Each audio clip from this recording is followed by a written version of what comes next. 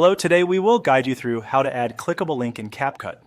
In this walkthrough, we'll show you a simple way to make your video lead viewers to a link by using a QR code and then sharing the project with a link option inside CapCut. This is a helpful approach when you want your audience to quickly access a website, page, or resource connected to your video. To begin, open the CapCut app. Once the app is launched, make sure you're on the main workspace where you can access your projects. If CapCut takes a moment to load, just wait until everything is fully visible so you can work smoothly. Next, open your sample project. This should be the project where you want to place the clickable element.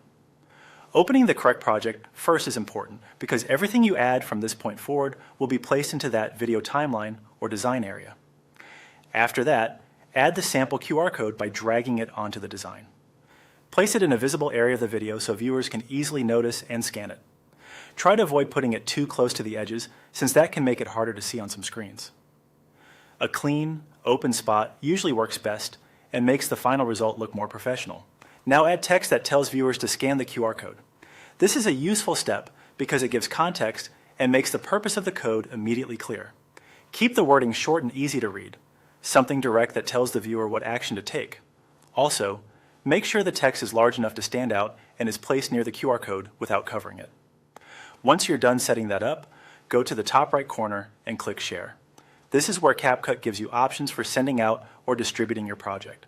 Before clicking, it's a good idea to quickly review your layout one last time and confirm that the QR code and text appear the way you want.